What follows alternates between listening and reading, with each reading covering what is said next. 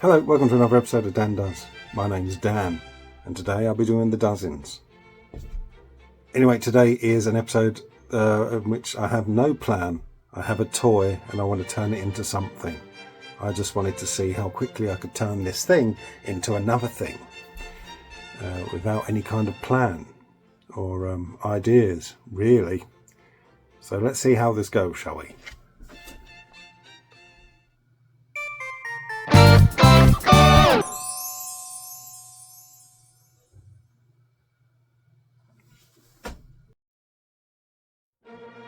Look at that. Effortless. Right, no, it took about 27 shots to get that in frame. But we did it. We got there. Hello everyone. This is a Paw Patrol vehicle. You find them all the time in charity shops, and I'll find out why later on in this video.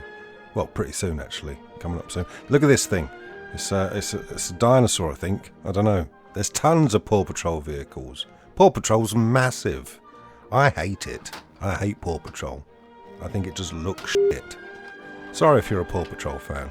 Now the reason there are so many Paw Patrol vehicles in charity shops is because you can't break them.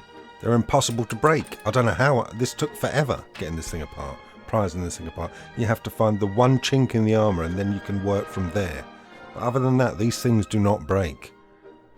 They had to combat the attention span of children these days as young Simon smashes his toy into his jaw repeatedly until he gets his tablet back. Good job, Paw Patrol, or whoever made these toys. Got all these bits from it anyway. To be honest with you, I only really use 2 or 3 of the bits. Spoilers. Got the recycling emblem there. Very fitting, as it is bin day. No, what I really mean is that this is recycling, isn't it? Taking old toys, turning them into things that are better. I don't know if that is the goal of recycling. Just turning it into something is recycling, but anything's better than fucking Paw Patrol. These little tubes here, I've sung their praises before. These are from marble runs. You can find marble runs in charity shops all over the place now, and you get like 100 bits in there. Lots of these sort of tubes and things. This is 2 separate marble run sets here, but they're slotting together lovely. I'm going to use these to make legs. You see a marble run set? Buy it. As long as it's cheap. Using my fancy little Aramax drill thing here, I'm going to drill into these wooden beads and then take some armature wire, twist it so it's got lots of grip when I bend it, and eventually thread it through and use it to attach the legs to the beads. I want to make sure it's strong. These legs are going to be supporting the thing. I mean, the thing isn't actually like a robot that weighs several tons, but I still want the thing to be strong. Let's try and make it as strong as that Paw Patrol vehicle was before I smashed it up, which is impossible, but we can strive. There I am talking about making this thing strong, and I'm trying to attach this giant wooden bead to this hole with super glue. It wasn't working. I got it to initially stay there, but if it had any kind of pressure on it, it would have just come straight off. So I made an axle out of a lollipop stick, I think it was, and then tons of hot glue. I'm chucking hot glue all in the recesses and the voids in this thing, just to make sure it's super strong. Quite fun as well. I love a bit of hot glue. As long as you can't see it though, because it does look messy and it's very obvious when there's hot glue on a model. I position the legs into this action pose here, make it dynamic. Now it's time to add a few GHIBLIs, these little round disc things. I don't know what they're for. They're for some kind of sewing, like a bobbin or whatever it is. You ever heard of a bobbin? I think I've got some bobbins. Anyway, these look great for like gears or joints. I'm going to put all these on the knees. Each knee. 8 of these, please. For the knees. Have you some cheese? I'm about to sneeze. Because I have a disease. How long have I left? 3 months is the top estimate. I mean, it's 1 to 3. They're hoping for 3. I mean, I'd be lucky to get 1, but anyway, back to the video. Quick note, those little nuts I added to the knees there, they're plastic. This is a plastic tube from a receipt roll, and using brute strength I will divide it into 4. Brute strength. Now, I have a drawer full of these receipt rolls back from my days when I worked in the sweet shop all those years ago. Remember that? But I'm doing this now full time. This is my only job.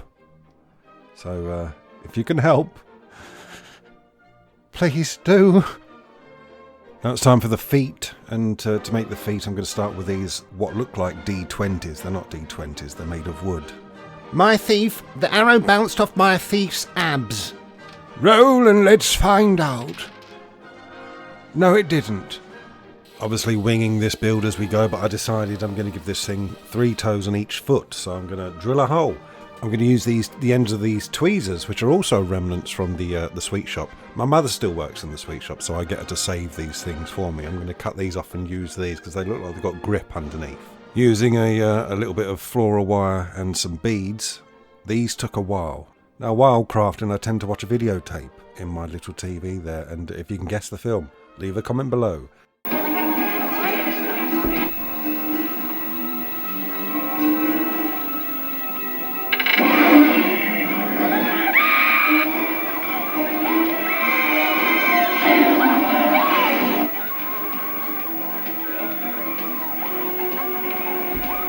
That's pretty fucking fabulous. It's quite an obscure one, so good luck with that. Here's the mech thingy, whatever it is, upside down, looking like a dead spider. I think this spider died because half of its legs were removed. Anyway, let me get that flipped over for you. We'll just do that awkwardly. There you go, I'm liking that pose. I'm happy with the pose. Still not sure what this thing is yet, but I'm liking it. Now, I like to make any mechanical thing I make, I want to make it look functional. I want it to look real.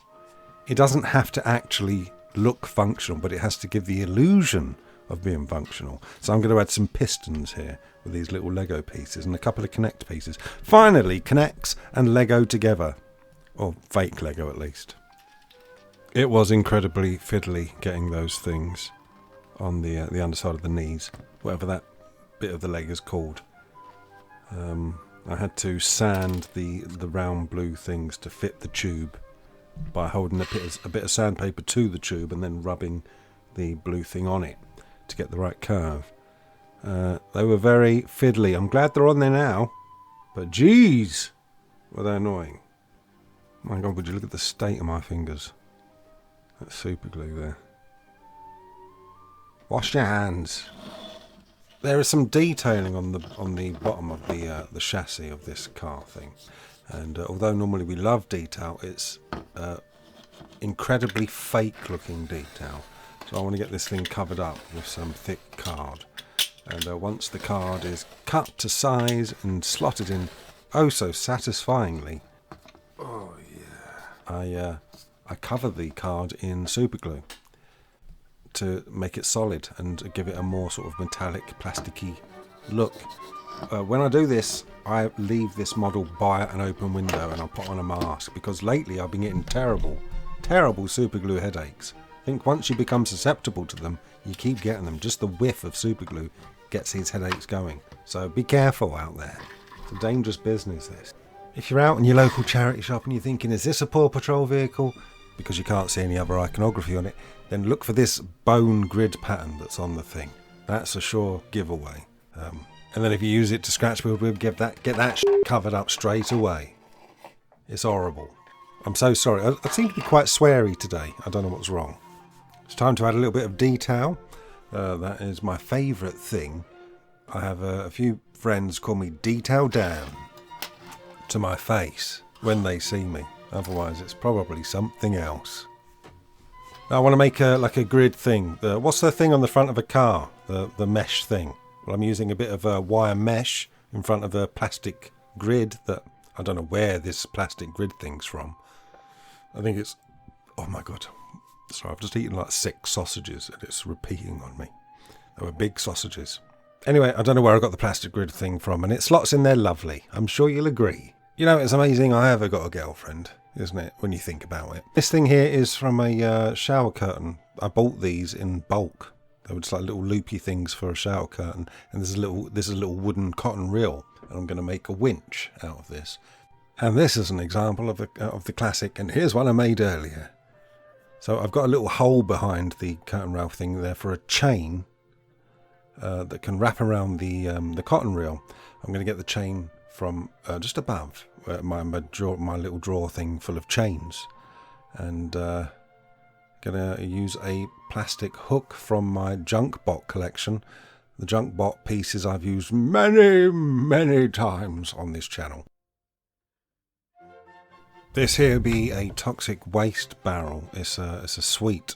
It's full of sweets. It's from the sweet shop actually. I stole it, and I don't need the sweets because I'm on a diet. But also they do look quite appealing. Now I just want the barrel, and I have to tell you that getting the label off this barrel was a bloody nightmare. I was going to swear again, but I held back. It was so hard. I tried everything. I tried the isopropyl alcohol, I tried heat, I tried soap, I tried white spirit. It was just a lot of scratching in the end. My nails were ruined. Anyway, this barrel is going to go on the back. Do you ever get the feeling you're being watched?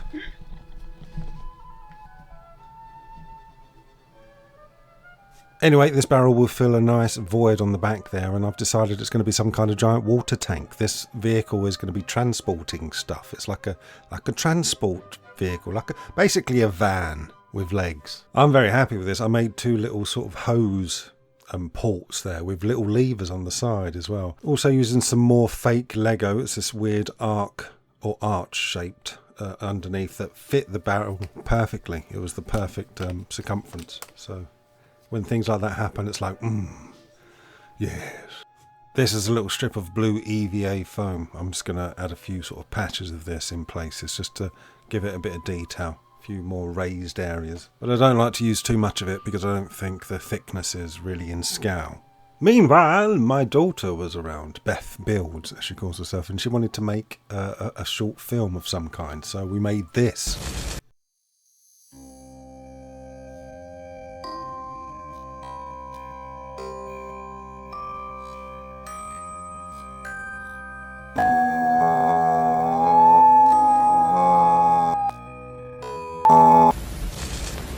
She's a fun kid. Big thanks to Bobby Duke's aunt for the inspiration there. If you know, you know. Oh, I hate when people say that. Why'd you say that, Dan? These metal grid things are from those letter holder things. You get them all over. You see this stuff everywhere. They're cheap. And whenever I see one, I pick it up and I like to chop it up into sheets ready to be used. Although this thing is mighty tough, trying to get through this thing with the pliers. Eventually I managed. I'm going to use this to make some kind of platform on top of the vehicle. Some kind of gridded platform thing. Still kind of winging it. Kind of have a vague idea at this point. Using some standard cardboard, I covered the edge of the metal grid. Made sure all the sharp edges were gone. And also made it look a bit nicer. Also I used the plastic stems of those tweezers from earlier underneath for some kind of reinforcement. Fake reinforcement. I mean, it's not actually reinforcing anything, but it's given the impression, which is what we want to do here, people. We want to give the impression of it being a thing that exists. Using some floral wire, I think it's the last of my floral wire, to do some posts here. And then hot glue, because it's the only thing that really sticks to lollipop sticks. Super glue doesn't work very well. Slipping some lollipop sticks over the top, and my God, did this feel nice. Pushing the lollipop sticks over that glue, feeling it squish around inside. Very satisfying.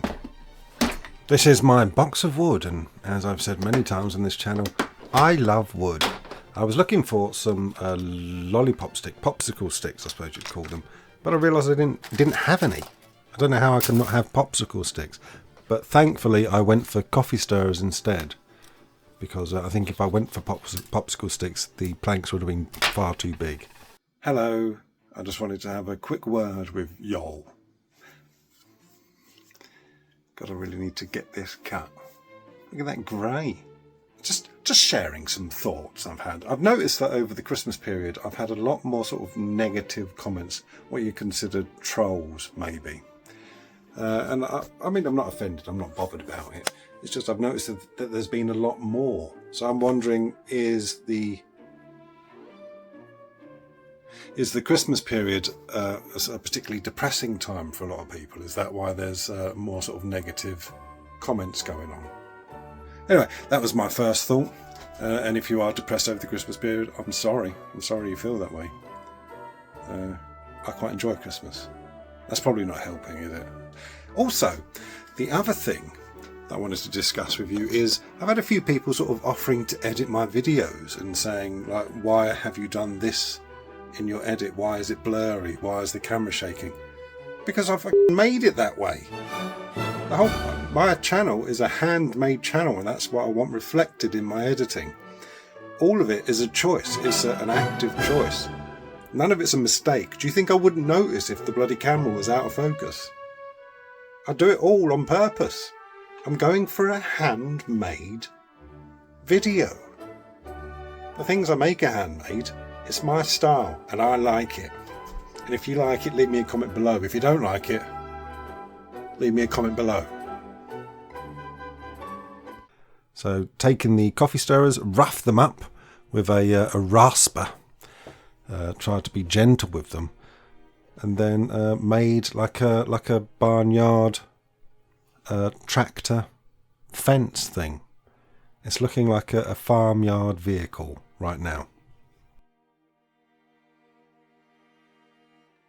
Using some more of that mystery plastic grid thing, I'm going to make another little platform on the I'll call it the head of the vehicle. It kind of looks like the head. It's got legs. So the front of it's the head. Using some cardboard and some EVA foam to fit it in there nice.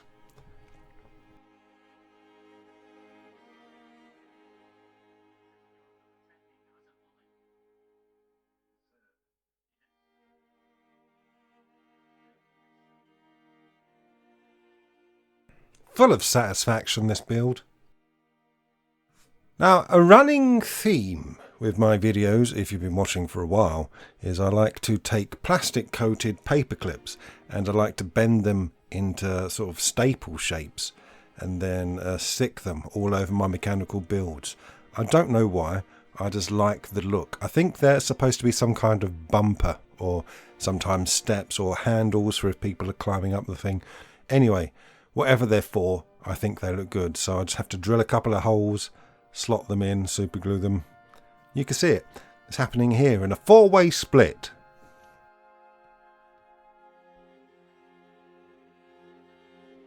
That were nice, wouldn't it?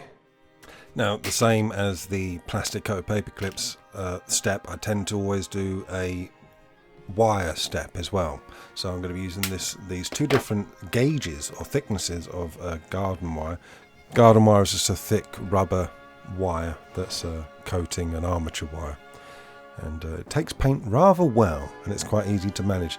I'm going to use this and slot this in a few different places. Also, if any of the materials you're seeing in this video you would like yourself, then you can go to the info below. I think if I remember, I'll pop the links to them there. Those are the Amazon affiliate links. It costs you no more than it normally would. It just chucks a little bit back to me. So it's another way of supporting the channel. God bless you. God bless you, one and all. A while back I received a shipment of Rubicon Models tank kits.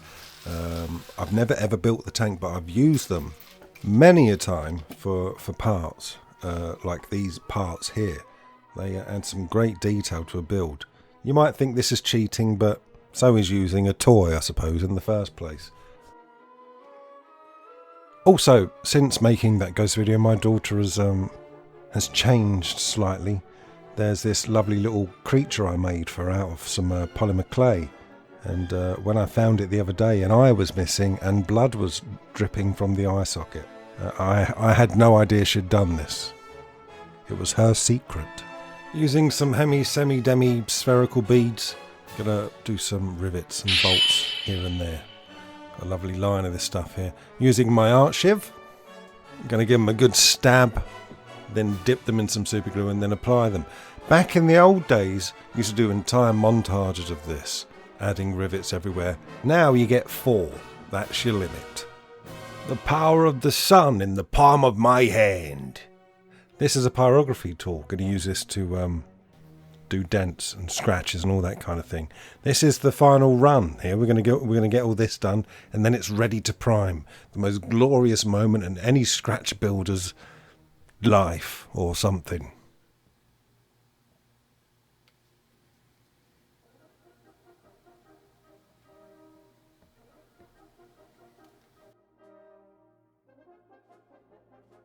You know what? I look at this thing and the first word that comes to mind is gaudy. I don't know if you feel the same as me, but gaudy. That's the word I'm seeing there in bold letters. If only it came in black. Well, it's your lucky day, madam. Madam?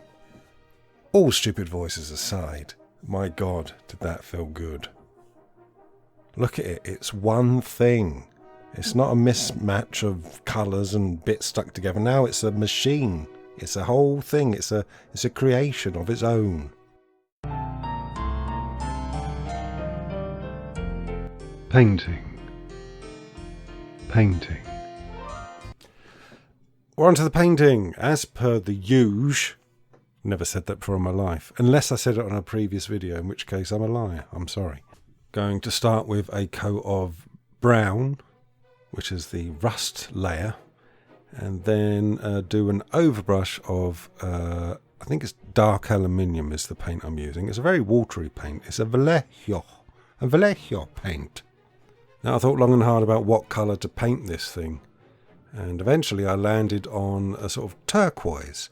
So what I've got is ray gun blue from Two Thin Coats here.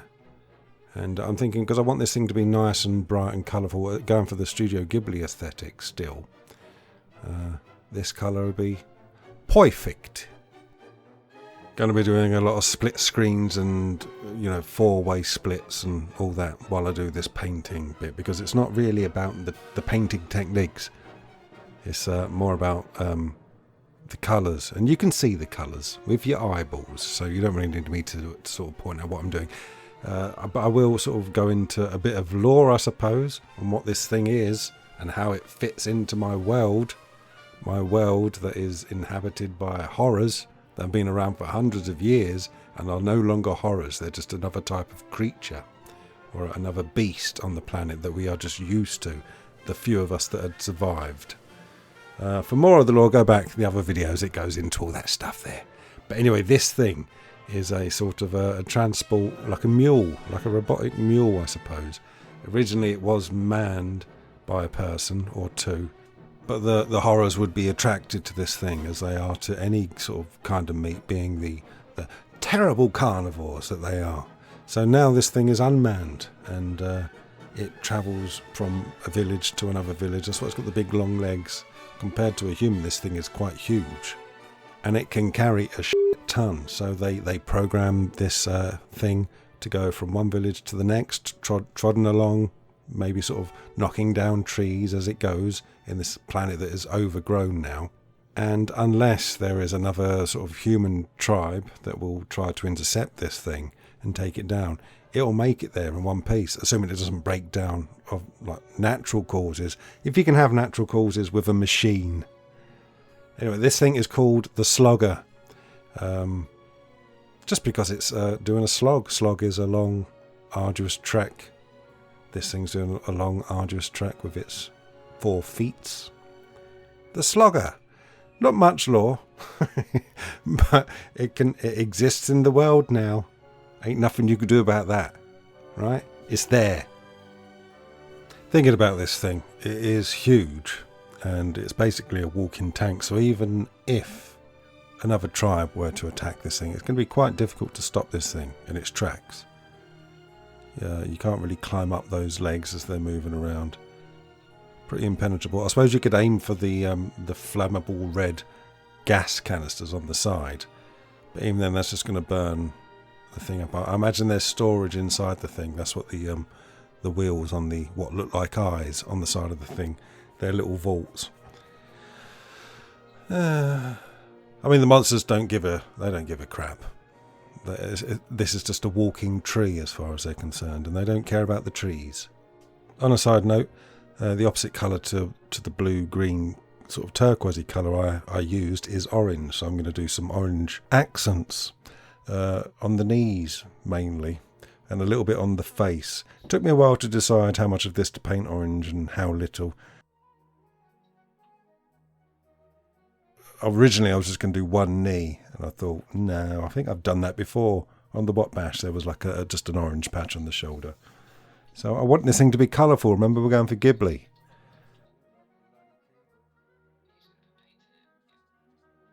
So once I did a stencil with the masking tape, you'll see me peeling that off now, and trust me, it looks better when I'm neaten it up. That paint's gone on quite thick, a bit of a ridge going on. Also, I ended up painting the whole knee, it looked better. Look at that, it's quite striking there. I'm liking that, it's nice and bright. That, you know what that says to me? Ghibli, which is what we're going for. It's lucky, really, that it says Ghibli, isn't it? And now, with this thing looking so bright and colourful and almost cartoony, I decided to rough it up a bit. I need to paint some metal on the chips and the dents where it's been sort of attacked over its numerous journeys. And I have to admit I was very hesitant to do this because it was looking so bright and colourful. I didn't think I wanted to dull it in any kind of way. So I've chosen not to give this thing a black oil wash for a change because I didn't want to dull the colours. Now this is a long segment of me doing the highlights and the shadows on the chips there. So I just want to take this moment to thank my many new patrons. There were lots of you since my last video, and I'm really grateful to all of you. The names are as follows. We have Jenny Marino, Chris Listland, The Taskers, Crow, Angie Ellis, Leslie Strick, Simon Howden, Bonesy, Morgan MacDonald, and Jessica. Now that's quite a lot of you. I'm not sure I know how many. There's far too many to count. But I'm really, really bloody grateful to you, all of you patrons, because you are keeping me fed at the minute. So thank you. Obviously, there's no obligation. You can just enjoy the channel, whatever happens. But if you'd like to support me, then there is a link below that will go to my Patreon. And I'll be eternally grateful. How about that? Thank you so much. Now, there's just a few more steps left, not major ones. This is a pile of transfer sheets that I got with the all the tank model kits that I use for parts. And I'm going to look for whichever ones are suitable and chuck them on this robot thing. Mainly just numbers, like registration numbers, that kind of thing. It just makes it look more sort of believable, more like it's lived in. It also helps with scale. It helps with the scale of the model. And then I'm going to do the rust and grime stage after the transfers, just so the transfers are sort of blend in with the rest. This concoction is Mod Podge, sand and brown paint, and I'm going to use this for mud effects on the feet. Just slap it on. It adds another colour to break it up, and it makes it look a bit more believable. That's what we're going for, believability. And then finally a bit of UV resin on what I think are supposed to be lights on the front of this thing. A little drop, and then some UV light on top to cure that, and then that's it. We're on to the final showcase. Thanks so much for watching. I appreciate it, each and every one of you. Thank you so much. Like and subscribe.